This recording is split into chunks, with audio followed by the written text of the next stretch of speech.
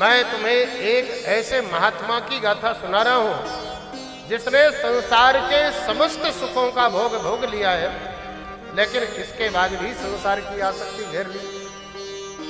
भरत नाम के एक महात्मा जो गंडकी नदी के किनारे जाकर के साधना कर रहे थे, अचानक एक दिन की बात है कि गंडकी नदी में पहुंचे और गंडकी नदी में पहुंच करके स्नान कर ही रहे थे, उसी काल में मृगों का झुंड आया और पानी पी रहा था।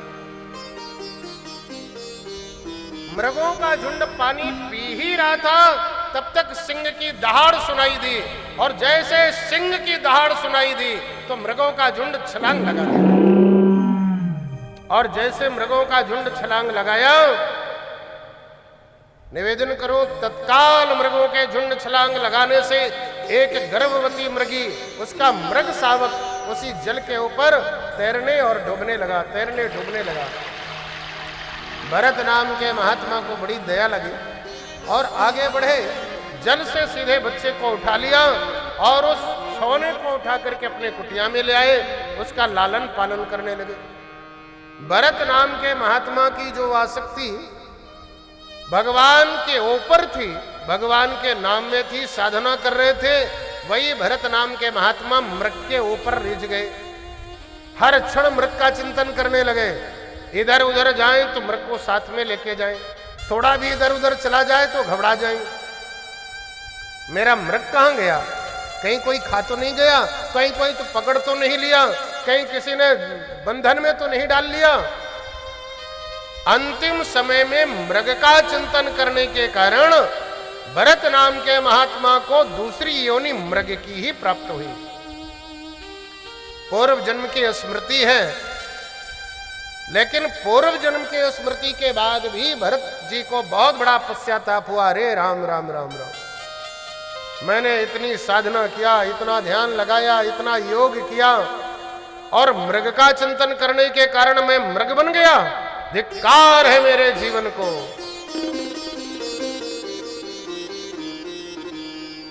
मृगों का झुंड जो था उसे परित्याग कर दिया, बांस के जंगल में जाके घुस गए। और जैसे बांस के जंगल में घुसे, बांस के जंगल में घुस करके आज अचानक गर्मी का समय, गर्मी के समय में बांस में आग लगी, उसी आग में इन्होंने अपने प्राणांत को कर दिया। और जैसे प्राणांत हुआ तो तीसरी योनि फिर ब्राह्मण के घर में पैदा भय, और जैसे ब्राह्मण के घर में पैदा भय तो पंडित जी महाराज बहुत बड़े ज्योतिषी हैं, जात कर्म लग्न तिथि वार सब कुछ देखा, और जैसे ही देखा तो मन में समझ गए कि ये तो कोई होनहार बालक है। इसकी रेखाएं बता रही हैं कि आगे चल करके या तो कोई बहुत बड़ा तपस्वी होगा या तो कोई बहुत बड़ा सम्राट होगा। इस बालक का नाम फिर से भरत रख दिया। पहले योनि में भरत है, दूसरी योनि में मृग, और तीसरी योनि में भी इनका नाम भरत हुआ। थोड़े से बड़े भये, और जैसे बड़े भये तो इनको यज्ञोपवीत का संस्कार किया है, गायत्री मंत्र की दीक्षा दिलवाई, और जैसे गायत्री मंत्र की दीक्षा दिलवाई, गायत्री मंत्र की दीक्षा देने के बाद पिताजी ने पूछा, बेटा क्या बात है, तू साधना नहीं कर रहा, कोई योग नहीं करता, तपस्या नहीं करता, कोई पूजा पाठ नहीं करता, आखिर बात क्या है? भरत जी कहने लगे, पिताजी मुझे मंत्र ही याद नहीं होते, मुझे गायत्री मंत्र ही याद नहीं हुआ। पिताजी ने बैठाया और बैठा करके 108 बार आज भरत जी महाराज को गायत्री मंत्र रटाया। पूछा, बेटा अब सुनाओ। भरत जी कहने लगे, क्या? बोला, गायत्री मंत्र। बोला, पिताजी मैं तो गायत्री मंत्र जानता ही नहीं हूं, मैं तो अभी सामने वाले बिल की ओर देख रहा था, अभी तक में इसमें 711 चींटियां घुस चुकी हैं। पिताजी ने कहा, मूर्ख, एकदम मोटी बुद्धि वाला है तू, मैं तुझे गायत्री मंत्र रटा रहा हूं और तू चींटियां घिस रहा है। एक थप्पड़ खींच के मारा और कहा, तू भरत नहीं जड़ भरत है। तब से इनका नाम हो गया जड़ भरत। कालांतर में माता पिता का स्वर्गवास हो गया, घर में सौतेले भाई और भाभियों, घर का सारा काम करवावे, जब खाने की बारी आए तो रात का भोजन सुबह और सुबह का भोजन रात में। लेकिन भरत जी को इसमें कोई भी पश्चाताप नहीं। जो भी सामने आया त्वदीयम मस्तु गोविंदम तभ्यमेव समर्पये, ऐसा कहकर के ठाकुर को समर्पित कर दिया। और जैसे समर्पित किया, समर्पित करने के पश्चात में एक दिन भाइयों ने कहा जाके खेत में धान देख लो। और जैसे धान देखने के लिए गए, हजारों चिड़िया धान चुग रही हैं। भरत जी महाराज कहने लगे, राम को चिड़िया, राम को खेत, चुग जाओ चिड़िया भर भर पेट। भरत जी के तो समाधि लग गई। और जैसे ही समाधि लगी, थोड़ी देर में भाई आए, एक थप्पड़ खींच के मारा, निकम्मा यहां तू बैठ करके सो रहा है और सारा धान चिड़िया चुग गई। घर से बाहर निकाल दिया। तुझ जैसे आलसी भाई की हमें कोई जरूरत नहीं है। आज चले गए। जड़ भरत जी महाराज आगे बढ़े, अनेक ग्रामों को पार करते हुए, अनेक क्षेत्रों को पार करते हुए आगे बढ़े हैं। लोग कह रहे हैं पागल बाबा, पागल बाबा। जैसे पागल बाबा कहा, भरत जी महाराज ने अपने शरीर के कपड़े फाड़ लिए, मिट्टी को उठा करके पोत लिया। और मिट्टी को पोतने के बाद निवेदन करूं, आगे चले जा रहे हैं। एक जंगल में चंडी देवी का मंदिर, डाकुओं का सरदार वहां पे मनौती मांगी, मां अगर मेरे संतान हुई तो मैं नर बलि चढ़ाऊंगा। नर बलि चढ़ाने की बात कह करके निवेदन करूं, आज जड़ भरत जी महाराज को आज सरदार के डाकुओं ने पकड़ लिया है। और जैसे ही लेकर गए, उसके यहां संतान हुई है। नर बलि चढ़ाने के लिए जड़ भरत जी महाराज को सामने खड़ा किया। और जैसे ही सामने खड़ा किया, भोजन करवाया, नए वस्त्र धारण करवाए, कहा चंडी देवी के सामने सर झुका दे। और जैसे ही कहा सर झुका दे, आज जड़ भरत जी महाराज ने सर झुकाया। सर झुका करके जैसे ही तलवार को उठा करके बलि चढ़ाने के लिए उद्यत हुआ, माता चंडी देवी सामने प्रकट हो गई। आज तलवार को छुड़ा करके डाकू की ही बलि चढ़ा दिया। और जैसे बलि चढ़ाया, कहने लगी, पुत्र भरत तू तो मेरी संतान है, यह दुष्ट मेरे सामने मेरे पुत्र की बलि चढ़ा रहा था। बर्दाश्त रखा।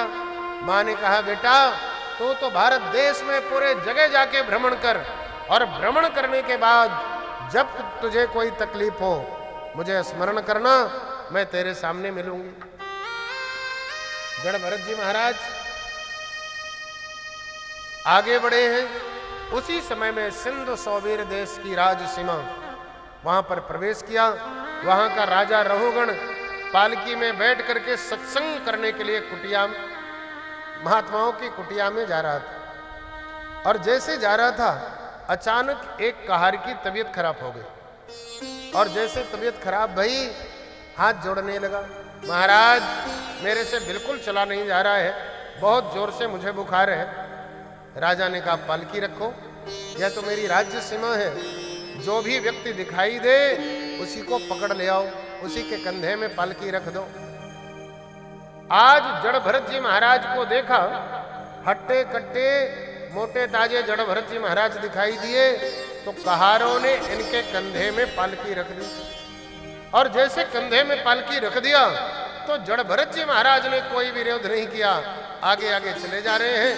तीनों कहारों के साथ में जड़ भरत जी महाराज का नियम है कि जब भी पांव रखते हैं तो नीचे की ओर देख करके पांव रखते हैं, कहीं मेरे पैर के नीचे कोई कीड़ा मकोड़ा तो नहीं दब रहा। ऐसा जब देख करके चल ही रहे थे, एक चींटियों की कतार दिखाई दी। और जैसे चींटियों की कतार दिखाई दी, तो जड़ भरत जी महाराज ने पांव उछाला, और पांव उछाला तो राजा के माथे में बड़ी जोरों से दंड लगा। राजा तमतमा गया। राजा तमतमाया हुआ कहने लगा, कैसे चल रहे हो, क्या अंधे हो, दिखाई नहीं दे रहा, देख करके चलो। निवेदन करो, राजा को दूसरी बार जैसे ही माथे में दंड लगा, राजा कहने लगा, पालकी नीचे रखो। पालकी नीचे रखा। तीनों कहार थर थर कांप रहे हैं। जड़ भरत जी महाराज मुस्कुरा रहे हैं। तीनों कहारों ने कहा, सरकार हम गड़बड़ नहीं कर रहे, गड़बड़ ये चौथा वाला कर रहा है। राजा देखकर जड़ भरत जी महाराज को व्यंग करने लग गया। हो बेचारा कितना दुबला पतला है, और ऐसा दुबला पतला, सारी पालकी का भार इसी के कंधे में तो है, बताओ भला कैसे जाएगा। जड़ भरत जी महाराज मुस्कुरा रहे हैं। जब मुस्कुराते हुए जड़ भरत को देखा तो क्रोध और बढ़ गया। जड़ भरत जी महाराज को देख करके राजा कहने लगा, क्यों रे, हाथी जैसा शरीर लेकर के तो घूम रहा है, क्या अंधा है, बहरा है, तुझे दिखाई नहीं देता? कहां से आया है तू, कौन है, किस खानदान का है, कहां रहता है, किस वंश में पैदा हुआ है, किस जगह में रहता है, कहां जाएगा, क्या नाम है तेरा? एक सांस में हजारों प्रश्न की झड़ी लगा दी। और जैसे ही हजारों झड़ी लगाया, जड़ भरत जी महाराज कहने लगे, अगर आज नहीं बोला तो कब बोलूंगा मैं? जड़ भरत जी महाराज ने कहा, राजा तो किससे पूछ रहा है, शरीर से या आत्मा से? अरे राजा, अगर तू शरीर से पूछ रहा है तो शरीर तो मिट्टी का अवयव है, नश्वर है। जैसे कुम्हार कई घड़ा बनाता है, मटका बनाता है, दीपक बनाता है, सुराही बनाता है, संज्ञा भेद से सब अलग अलग हैं, लेकिन तत्वतः मिट्टी के ही है। जड़ भरत जी महाराज कहने लगे, अगर आत्मा की तो बात कर रहा है तो आत्मा तो शाश्वत है। नैनम छिंदन्ति शस्त्राणि नैनम दहति पावकः न चैनम क्लेदयन्त्यापो न शोष्यति मारुतः। क्या बोल रहे हैं? पुराणी, यह आत्मा तो शाश्वत है, पहले भी था, आज भी है और भविष्य में भी रहेगा। वासांस जीर्णानि यथा विहाय नवानि गृह्णाति नरो पराणि। अरे राजा, जैसे कोई व्यक्ति पुराने वस्त्र का परित्याग करके नए वस्त्र को धारण कर लेता है, उसी तरह से यह शरीर भी पुराने शरीर को छोड़कर नए शरीर को धारण कर लेता है। यह ना तो पैदा होता है, ना मरता है, ना मोटा होता है, ना पतला होता है।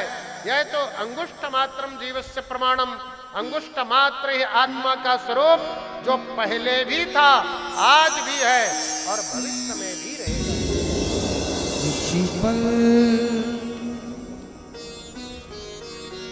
जड़ भरत जी महाराज कहने लगे, अरे राजा, शाश्वत आत्मा के लिए तू क्या सोच रहा है? जड़ भरत जी महाराज के चरणों में प्रणाम किया और राजा कहने लगा, अरे महाराज, आपने क्या कहा? आत्मा अलग है और शरीर अलग है। अरे महात्मा, जो आत्मा है सोई शरीर है, जो शरीर है सोई आत्मा है। चलो, मैंने आपकी बात मान लिया कि आत्मा अलग है और शरीर अलग है। मैं आपसे पूछूंगा कि वो आत्मा रहता कहाँ है? आप कहोगे शरीर में। महाराज, शरीर के अंदर अगर आत्मा रहता है, भैया बच्चों को, आप कहोगे कि शरीर के अंदर रहता है। अगर शरीर के अंदर आत्मा रहता है तो महाराज, शरीर में होने वाले सुख दुखादि धर्म आत्मा को व्याप्त होंगे। सीधी सी बात है, गांव में माताएं बटलोई चढ़ाती हैं, नीचे आग जलाती हैं, पानी डालती हैं, और जैसे पानी खोला, पानी के खोलने से चावल डाला तो भात बन गया। चावल का सन्निकर्ष आग से नहीं है, आग का सन्निकर्ष बटलोई से, बटलोई का सन्निकर्ष पानी से, पानी का सन्निकर्ष चावल से, लेकिन आग की ताप ने चावल को भात बना दिया। उसी तरह भले ही आत्मा अलग हो, लेकिन शरीर के अंदर अगर है तो अगर शरीर को दुख होगा तो आत्मा दुखी होगा, शरीर को सुख होगा तो आत्मा सुखी होगा। जड़ भरत जी महाराज कहने लगे, अज्ञानी, कितना मूर्ख है तो। महात्माओं के पास में बैठ करके बड़ी बड़ी बातें करना तो सीख गया है, लेकिन एक नंबर का महामूर्ख है। उदाहरण दे रहा है, लेकिन उदाहरण देने का भी तुझे ज्ञान नहीं है। जड़ का उदाहरण चेतन से और चेतन का उदाहरण जड़ से दे रहा है। अरे राजा, तूने क्या कहा? माताएं बटलोई चढ़ाती हैं, आग जलाती हैं, पानी खोला और जैसे पानी खोला तो चावल डाला भात बन गया।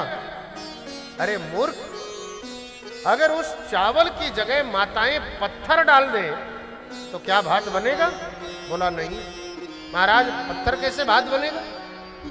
जिस प्रकार से पत्थर को भात नहीं बनाया जा सकता, उसी प्रकार से इस आत्मा को शरीर के सुख दुख व्याप्त नहीं हो सकते। अरे राजा, सर्वेषाम अनुकूलम वेदनीयम इति सुखम, सर्वेषाम प्रतिकूल वेदनीयम इति दुखम। सभी के शरीर को जो अनुकूल लगता है उसी का नाम सुख है, और सभी के शरीर को जो प्रतिकूल लगता है उसी का नाम दुख है। राजा,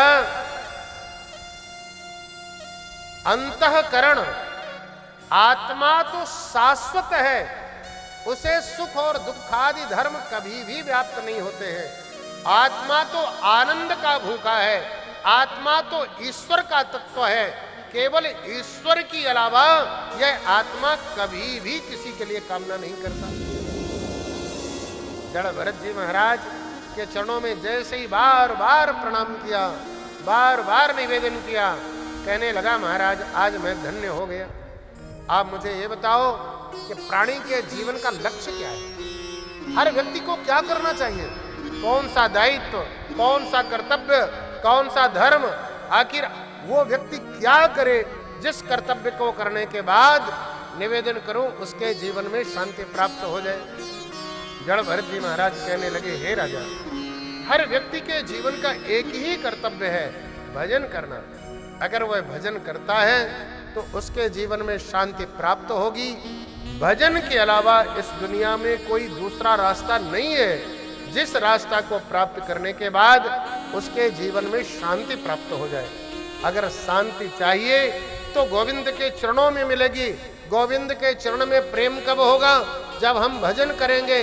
भजन करने के बाद में भगवान से रिश्ता होगा, संबंध स्थापित करेंगे, और जब भगवान से संबंध स्थापित हो जाएगा तो ठाकुर की कृपा अपने आप हो जाएगी। इसमें कोई दो मत की बात नहीं है। इसलिए हर व्यक्ति को भजन करना चाहिए। भजन माने भज सेवायाम धातु से भजन शब्द निष्पन्न होता है, जिसका अर्थ ही होता है सेवा ही परमो धर्म हो। सेवा करो। एक यंग लड़का अगर माला की झोली डाल करके बैठा हो और भूखे माँ बाप तड़प रहे हो, भूखी गाय, प्यासी गाय रम्हा रही हो, तो उसके भजन करने का कोई अर्थ नहीं है। घर में बहुत भजन पूजन कर रहे हो, लेकिन अगर कर्तव्य से भाग रहे हो, कर्तव्य से च्युत हो रहे हो, तो उसका कोई भी लाभ नहीं मिलेगा। भजन का अर्थ सेवा भी होता है। एक सयाना व्यक्ति अगर सेवा नहीं कर पा रहा है तो माला लेके बैठना चाहिए। चलते फिरते उठते बैठते हमेशा भगवान का स्मरण करता रहे, गोविंद का स्मरण करता रहे। गोविंद का अगर चिंतन कर रहा है तो उसके जीवन में शांति मिलेगी ही मिलेगी। इसमें कोई दो मत की बात नहीं है। बोलिए भक्तवत्सल भगवान की जय। अनेक प्रश्न पूछा है जड़ भरत जी महाराज के चरणों में। आज राजा रहुगण को अनेक प्रकार से वैराग्य की बातें सुनाई है। वैराग्य की बातें सुना करके आज संतुष्ट किया है। जड़ भरत जी महाराज आज अनेक प्रकार से उत्तर देते हैं।